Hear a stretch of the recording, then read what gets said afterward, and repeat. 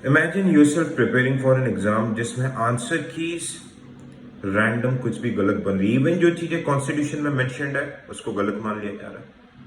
Answer keys final result आने के बाद रिलीज हो रही है कि अगर उसमें कुछ गलत हो तो उसको चैलेंज भी नहीं किया जा सकता।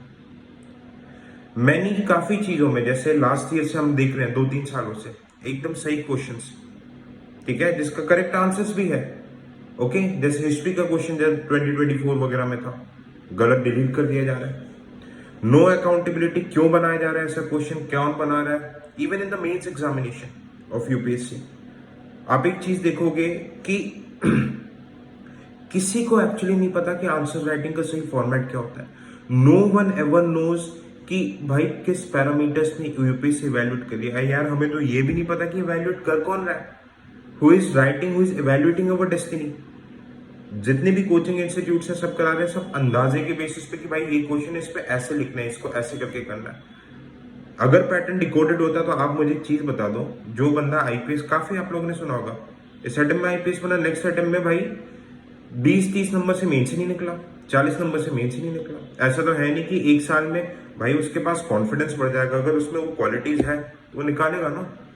जेई नीट के एग्जाम में बंदा एक बार जेई नीट निकालता है तो हर बार क्रैक करते जाते, एक बार उसको वो टेक्निक, एक बार उसने मेहनत कर ली होती है। Why so much uncertainty? बोला जाता है कि भाई बंदा एक बार आईएएस बन गया तो जरूरी नहीं दोबारा बने। इट्स नॉट बिकॉज कि वो मेहनत ही नहीं है, बट सिचुएशन ऐसे कुछ है। We are not against toughness, UPSC should be tough, देश के सबसे बड़े एग्जाम के लिए रिक्रूटमेंट कर रहा है। But what we demand is transparency. यार एटलीस्ट ट्रांसपेरेंसी तो हो।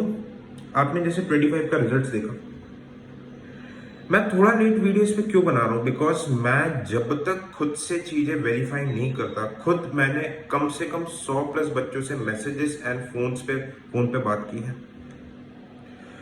ऐसा देखो, मैं इस फील्ड में फ्रॉम 2017 में हूँ। 2017 में I gave my first attempt, okay, I gave interview in 2018, okay. उसके बाद मैंने यूपीएससी के दूसरे एग्जाम जैसे सीडीएस में all India rank 30, CAPF qualify करके बीएसएफ में नौकरी भी किया। मतलब यूपीएससी को मैं I guess from 7 to 8 years inside out, बहुत डिटेल में 7 to 8 years I know this examination. तो मैं इस बात को दावे के साथ बोल सकता हूँ कि इस बार का पेपर ऐसा तो नहीं था कि भाई जिन जिनके 95 100 नंबर आ रहे होंगे उनका एग्जाम क्वालिफाई नहीं होगा। और ऐसा नहीं, मेरे खुद के कोर्सेस में, मेरे खुद के मेंटरशिप में मतलब मैं इन्फ्लेटेड नंबर नहीं बताऊंगा, 30+ बच्चे ऐसे मेरे हैंड पिक्ड होंगे जिन्हें मुझे पता था कि यार मीन्स लिखेंगे, कुछ का हुआ है, but many of them shockingly 9500 वालों का नहीं हुआ। यार 100 के ऊपर तो कट ऑफ जा नहीं सकती, ओके। सो काफी ज्यादा डिल्यूजन है। एंड काफी जगह देखो आजकल, मतलब मीडिया में ये भी चीजें आ रही है कि भाई पेपर लीक हुआ है, गुजरात से बहुत ज्यादा लोग सिलेक्ट हुए। We do not know. देखो, मैं जब तक मैं उस पर कुछ कमेंट नहीं करूंगा जब तक मुझे उसके बारे में कुछ एग्जैक्ट पता नहीं। अब हमने बात तो कर ली प्रॉब्लम की, थोड़ी बात सोल्यूशन की भी कर लेते हैं। देखो, अगर मैं सोल्यूशन की बात करूं तो बच्चों को, देखो पहली बात मैं उनको ये चीज बोल रहा हूँ कि जो लोग मेंस दे रहे हैं वो तो अब इन सब चीजों से दूर होकर मेंस दो। जो है सिस्टम, हम जब तक सिस्टम में नहीं जाएंगे उसे चेंज नहीं कर सकते। आप सिर्फ और सिर्फ अभी मेंस की तैयारी करो प्रॉपर वे में। और मैं वापस से बोल रहा हूँ, जो 26 में भी अटेम्प्ट देंगे, पढ़ाई अल्टीमेटली एक ही चीज है, स्कैम प्लस माइनस चीज है, अल्टीमेटली एक ही चीज आपको बचाएगी, पढ़ाई। फॉर्म हो ना हो, पढ़ाई अपनी करते रहना है।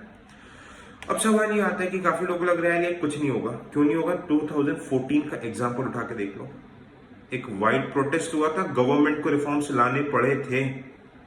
देयर वाज प्रोटेस्ट, सीसैट का पेपर इंट्रोड्यूस हुआ था, एथिक्स का पेपर इंट्रोड्यूस हुआ था, एज लिमिट बढ़ाई गई थी।